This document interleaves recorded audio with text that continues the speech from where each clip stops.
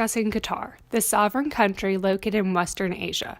Every member of our team had a different job and contribution to our report on Qatar.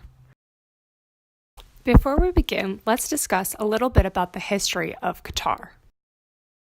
Qatar had its start in the 1700s when migrants established settlements on the coast of Qatar, where its main source of revenue was the pearl trade. In 1916, Qatar became a British protectorate when the Emir of Qatar ceded territory in exchange for protection. In 1939, a high-quality oil discovery was made. Yet, exploitations were delayed due to World War II. Oil then replaced pearling and fishing as Qatar's main source of revenue. In the 1950s, large oil revenues began the vast expansion and modernization of Qatar. In 1968, Britain announces it will withdraw troops from the Gulf of Qatar. And on September 3, 1971, Qatar gained full independence from Britain. And later that year, Doha was named the capital of Qatar. Qatar's economy is expected to continue to grow due to rising output and spending on the 2022 Football World Cup. In 2016, Qatar had a gross domestic product (GDP) of $152.5 billion. This is the fourth highest GDP rate in the whole of Asia. It is one of the wealthiest countries in the world in terms of GDP per capita. Its economy, however, is extremely dependent on oil and gas prices. The Gini index measures the inequality among values of a frequency distribution, i.e. levels of income. If the Gini index is 0, it expresses perfect equality, where all values are the same, meaning that everyone has the same income. The Gini index for Qatar is 41.1 with a global rank of 60. This is similar to Singapore. This shows high levels of difference between people's incomes throughout the country. Qatar is a very safe place to live and full of things to do.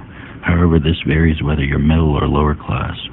Lower class individuals range from cheap laborers who only make a few $100s a month to well-educated Asians and Indians who are highly underpaid. For educated Americans and Europeans, the pay is substantially higher, as are the living conditions. Healthcare is good even for expats, since emergency room visits to the public hospitals are free, and sponsoring companies that employ expats generally have health insurance benefits for the employee and family. Education is expensive, and middle-class people should note that American and British schools can cost anywhere from $5,000 to $10,000 a year per child, so it's important to verify if the employer will give your children a school allowance to cover the cost.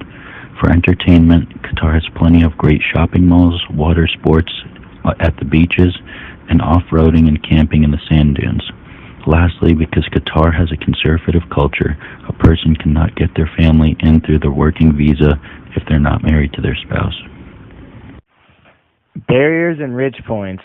Male and female culture differs substantially compared to the U.S. in that clothing is sold in strictly separate stores. During weddings, men and women have been known to have separate rooms for bachelor parties. But in terms of population, men vastly outnumber women, mainly because labor demand brings in foreign workers.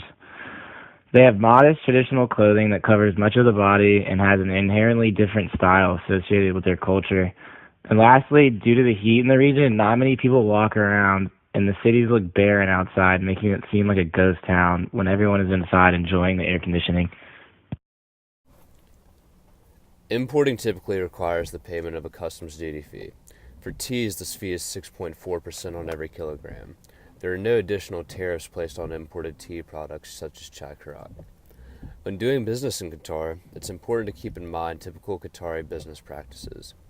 Meetings will almost always run over, and it's quite common for an agenda deviation to occur.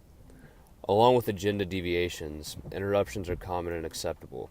A tip for making deals is to sit as closely to the individual which you're doing business with as you can. For our product, we chose chai karak. Chai karak is a blend of milk, tea, and spices that originated in the South Asian countries of India and Pakistan. It is believed to be a product of the South Asian workers' love of a milky tea. It is also known as kadak chai or masala chai, which roughly translates to strong tea. While chai karak uses just one spice, the South Asian masala chai uses a variety, such as ginger cloves or peppercorn.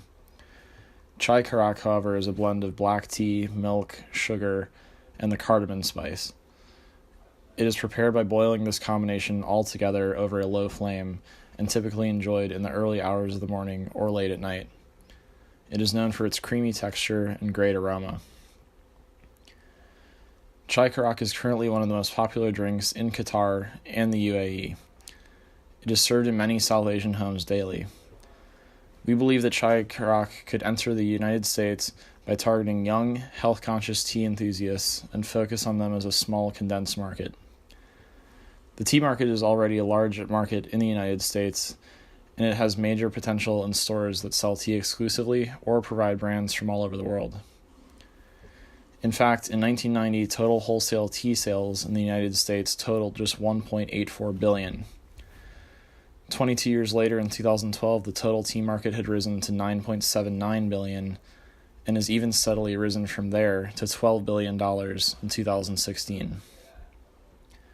The market for products similar to chai karak is growing rapidly in the United States, with major opportunity in years to come.